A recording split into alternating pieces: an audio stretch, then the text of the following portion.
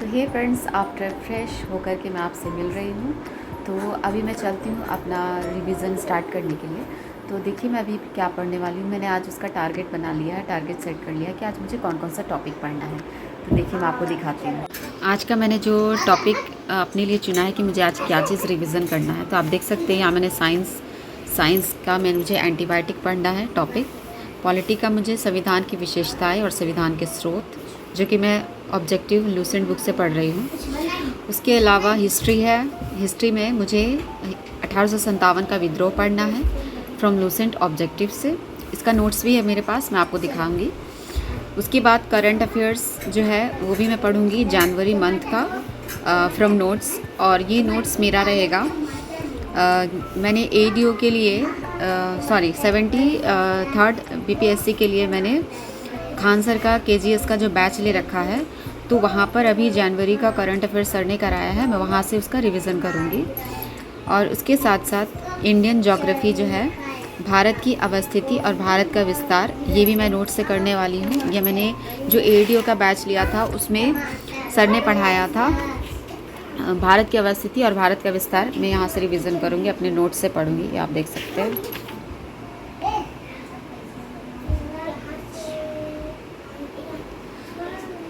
शुरू करते हैं रिवीजन और मिलते हैं थोड़ी देर में। सॉरी गाइज़, अभी कोई आ गया था तो जो कि मुझे रिवीजन करना था। मैंने बहुत सारे टॉपिक्स को चूज़ करके रखा था कि मुझे क्या क्या रिवीजन करना है, बट अभी कोई आ गया था तो मुझे अपना रिवीजन थोड़ा सा रोकना पड़ा। तो अभी मैं शुरू करती हूँ, कुछ टाइम का गैप हो गया, कोई बात नहीं, अभी शुरू करते हैं अपना रिवीजन।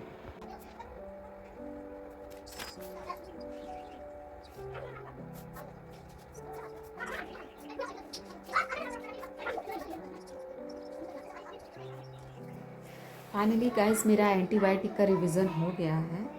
तो एंटीबायोटिक के बाद मुझे कल एंटीसेप्टिक, पता नहीं दिख रहा है कि नहीं दिख रहा है, तो मुझे कल एंटीसेप्टिक और डिसइंफेक्टेंट का रिवीजन करना है केमिस्ट्री में। ठीक है, तो अभी मैं फ़िलहाल केमिस्ट्री कर रही हूँ। तो एंटीसेप्टिक एंड डिसइंफेक्टेंट, ये कल का मेरा रिवीजन रहेगा। और अब मुझे करना है, आप देख सकते हैं यहाँ जो मैंने अपना टॉपिक बनाया था, देख सकते हैं एंटीबायोटिक हो गया है। अब मैं चलती हूँ पॉलिटी। इसमें मुझे पढ़ना है संविधान की विशेषताएं और संविधान के स्रोत।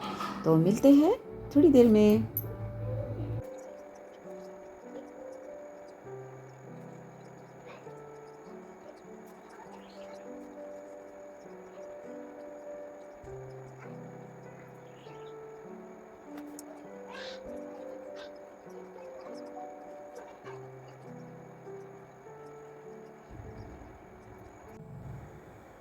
तो गाइज़, मेरा यहाँ पर पॉलिटी का रिवीजन हो गया है, आप देख सकते हैं।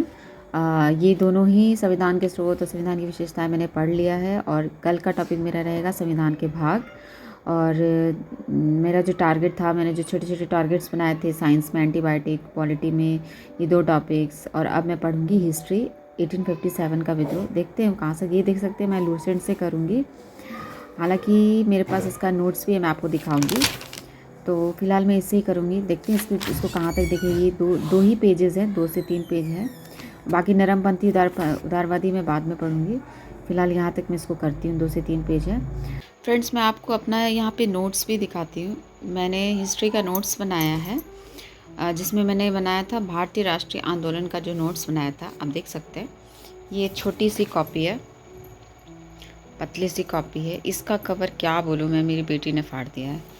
तो ये जो है आप देख सकते हैं, ये छोटा, ये जितना भी है ये आप देख रहे हैं, भारतीय राष्ट्रीय आंदोलन का नोट्स है,